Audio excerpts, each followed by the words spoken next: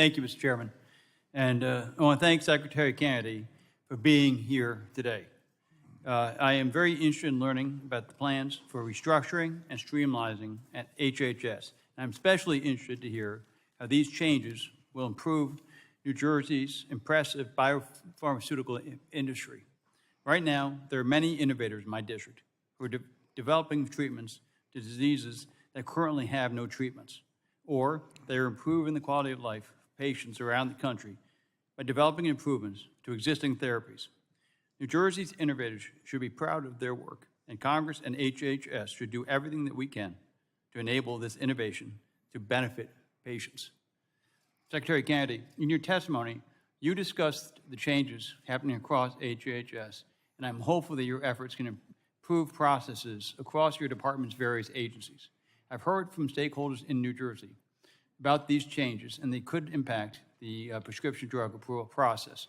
Could you speak to how you are looking to ensure that these changes have no negative impact on drug application review and approval timelines, new guidance, or general FDA response times to drug sponsors? Are you talking about the personnel changes? Yes. Yeah, they're not going to have any impact. And we have met repeatedly with the biotech industry, including people from New Jersey, to assure them of that. We want to light a fire under biotech in this country, and that's exactly what we're going to do. It is the future of medicine.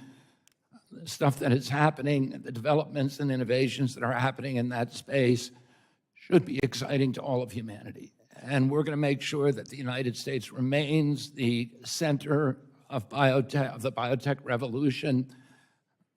China is putting huge amounts of money into this space, and it's important that we do the same thing. We're going to try to dismantle the barriers to biotech development and approval, and to make sure that we do everything that we can to support that industry. Thank you. Second question, Secretary Kennedy. I appreciate your comments earlier on innovation and the role that cell and gene therapies play in that space. However, we must not forget the innovation that continues in the small molecule drug space, especially since these drugs can often be more convenient for patients.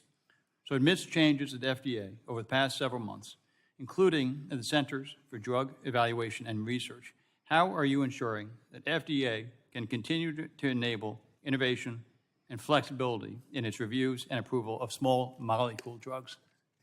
I mean, that is a delicate path that I think we all have to talk about. We have to work with Congress to reform the pill penalty, and there is a provision in that in the big beautiful bill.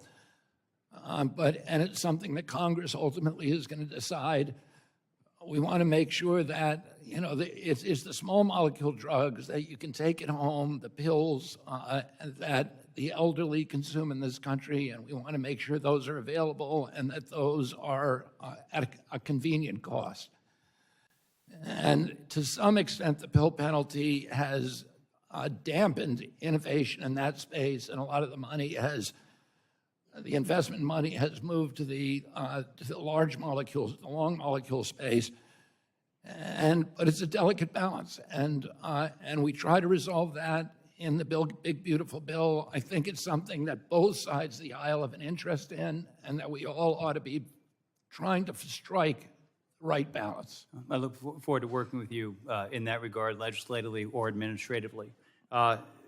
Earlier this year, Secretary Kennedy, the administration issued an executive order that called for you and the FDA commissioner to look at administrative and legislative recommendations to improve the process by which prescription drugs can be reclassified as over-the-counter medications.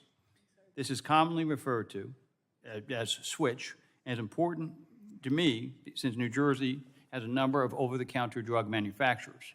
How can we work together to make sure that FDA approaches its work on OTC medicines, including switches, in a common sense and least burdensome manner to make sure that we realize the full potential of OTC benefits for American consumers? This is an opportunity that we're deeply interested in, that we're committed to at FDA, and I would urge you to talk not just to me, but to Marty McCary about that. I think you'll be very, very gratified by the interest, by his openness to those kind of innovations. The gentleman's Thank you, time Mr. has Secretary, expired, and I yield back. and the gentleman yields back.